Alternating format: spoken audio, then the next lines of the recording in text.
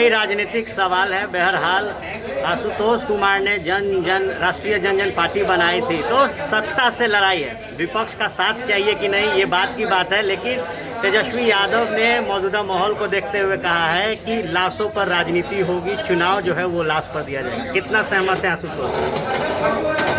ये केवल तेजस्वी यादव का सवाल नहीं है, सवाल पूरे बिहार की अस्मिता का है, बिहार की जनता का है। बिहार ऐसा राज्य जहाँ पे लिटरेसी रेट सबसे कम है, जहाँ पर आबादी सबसे ज़्यादा है, और वैसे काल में जहाँ पर आप देख रहे हैं कि आए दिन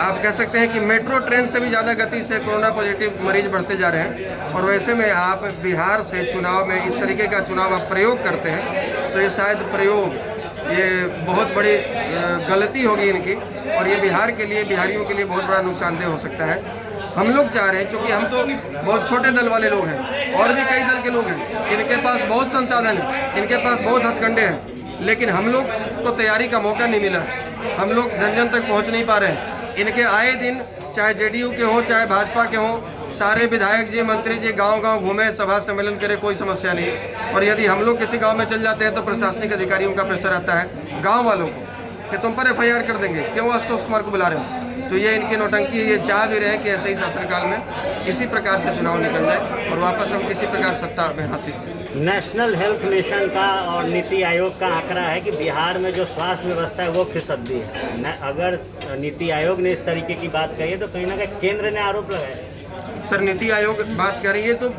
मतलब कोई अनपढ़ आदमी भी समझ सकता है कि बिहार के किसी भी आप अस्पताल का जाकर कंडीशन देख लीजिए, आपको कंडीशन पता चल जाएगा।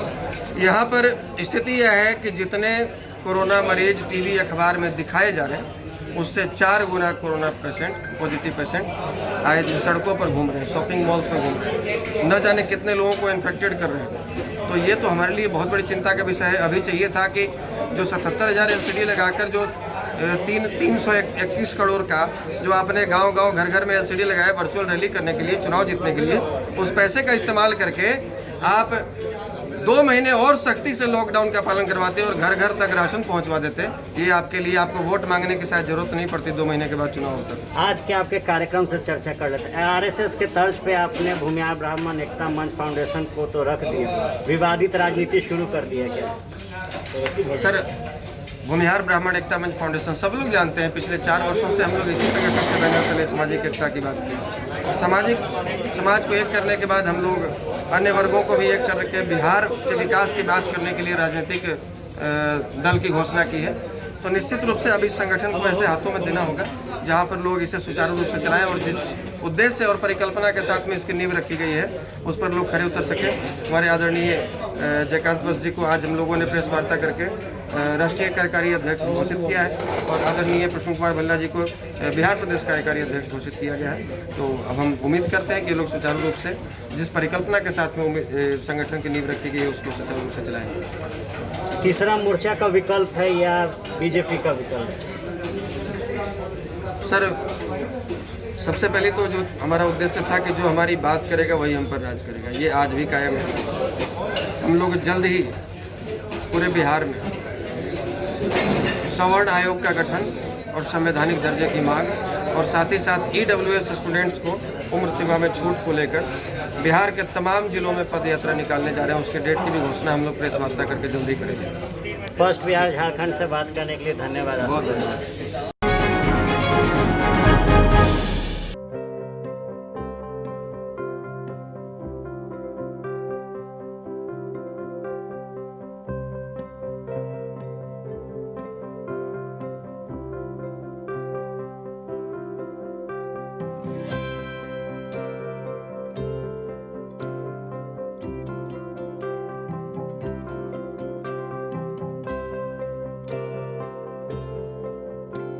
एक जिंदगी बचाने वाले को हीरो कहते हैं और 1000 जिंदगी बचाने वाले को health care worker. Our heart never hardens, our temper never tires. Our touch never hurts. We value what we do.